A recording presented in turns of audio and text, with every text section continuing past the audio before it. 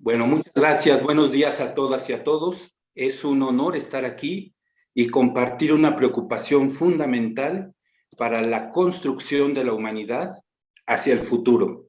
No podemos, lado, estos problemas tan importantes, sobre todo en el replanteamiento de esta crisis global que nos ofrece la pandemia, ¿no?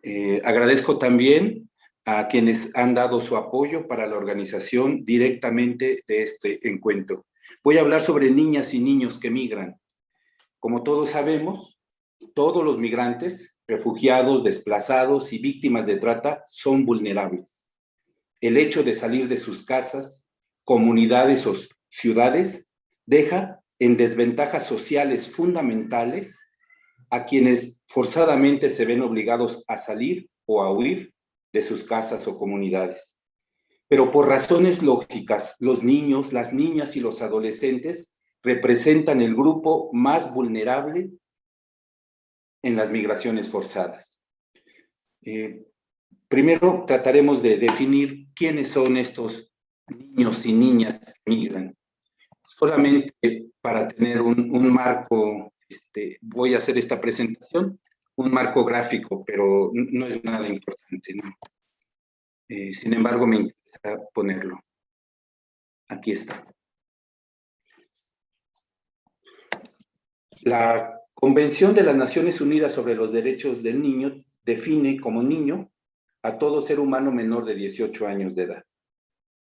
Pero para las políticas públicas que asume cada Estado y también para los diversos tratados regionales, internacionales, entre países, se adoptan diversas categorías. En Europa, por ejemplo, según reporta Naciones Unidas, hay documentos que hablan de niño, menor, niño no acompañado, menor no acompañado, menor migrante no acompañado. Así debemos entender como niños y niñas adolescentes no acompañados a los que han quedado separados de sus padres o tutores y no están al cuidado de un adulto que por ley o costumbre es responsable de hacerlo, es decir, un tutor o sus padres directos. Esta nomenclatura reconoce la vulnerabilidad de los niños, niñas y adolescentes migrantes que pueden viajar con algún pariente lejano o con algún coyote, como se dice en México, pero que por la distancia afectiva y familiar puede dejar en mayor vulnerabilidad a estos migrantes.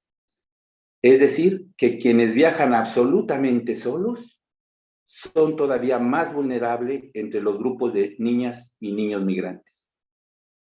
Entre los niños obligados a migrar y a huir, hay diferentes grados de vulnerabilidad también. Hay que decir que hay diversas disposiciones jurídicas que tratan de salvaguardar a la persona y la dignidad de estos niños que migran. Pero voy a hacerlo bajo un acercamiento, lo que precisamente sucede en el caso mexicano. Tenemos, los derechos humanos contenidos en la Convención sobre los Derechos del Niño, que recoge los principios fundamentales de igualdad, no discriminación, interés superior del menor, como le llama esta convención.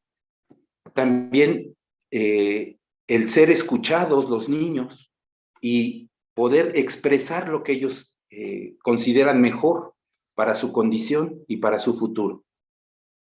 La Corte Interamericana de Derechos Humanos también otorga protección especial por la vulnerabilidad que su condición sugiere a niñas, niños y adolescentes. También el derecho de solicitar asilo y refugio, tanto en los estados de llegada como a los gobiernos de tránsito. Pero en México la Constitución también en el artículo 3 reconoce a los tratados internacionales relacionados sobre la protección a niños, niños migrantes, y la Ley General de los Derechos Niñas, Niños y Adolescentes, junto con la Ley de Migración y la Ley sobre Refugiados, protección complementaria y asilo político para estos casos que hemos mencionado. Sin embargo, pues hemos visto que hay una creciente vulnerabilidad de estos niños que migran debido a la pandemia. Diversos organismos internacionales, entre los que están la Organización de las Migraciones de la ONU, reconoce que ha habido un aumento de las devoluciones en términos generales de los migrantes, es decir, deportaciones, para hablarlo sin eufemismos, y que entre estos grupos más afectados están los niños, niñas y adolescentes migrantes. También el deterioro de los albergues, por razones obvias, centros de detención.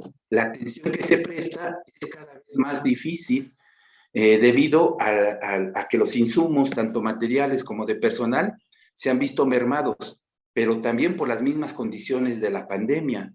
Pensemos que muchos albergues en América Latina, de estos que la Red Clamor, a la que tengo el honor de pertenecer, ha hecho un listado y un mateo que nos presentaba muy bien el padre Flavio desde Argentina, pues a veces no es que sean lugares en situaciones privilegiadas, a veces se carece de agua, incluso de alimento, ¿no? Bueno, los términos de salubridad están muy afectados en este momento. Y los afectados con mayor presencia siguen siendo niños, niñas y adolescentes. El cierre de las fronteras y también mayor xenofobia. Esto es muy evidente. Y junto a la xenofobia también hay otras formas de discriminación.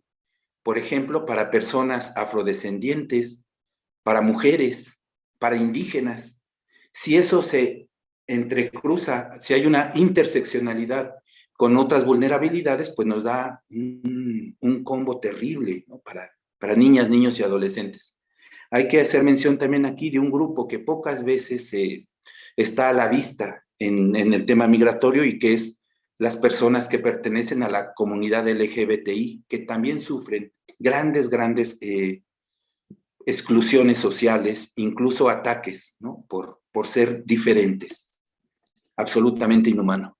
También la discriminación en las comunidades de origen es más evidente en este momento de pandemia para niñas, niños y adolescentes, y las afecciones en la salud mental.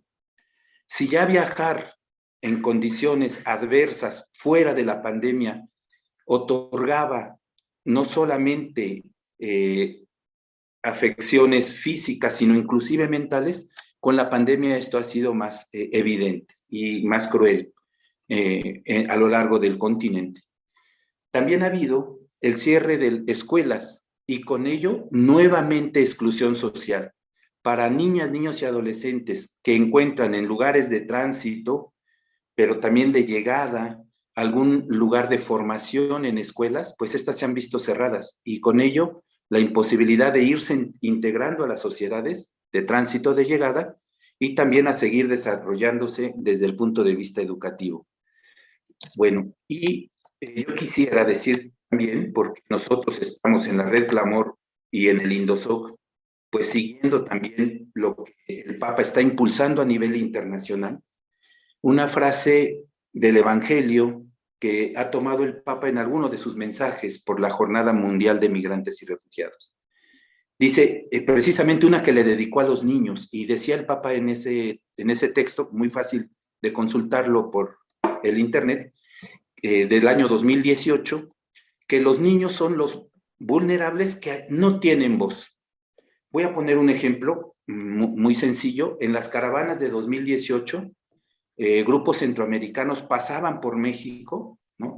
Nosotros en la frontera de Tapachula estábamos cuando entró la gran caravana en 2018 y se calcularon 7,500 personas que entraron por la frontera sur de México hacia los Estados Unidos.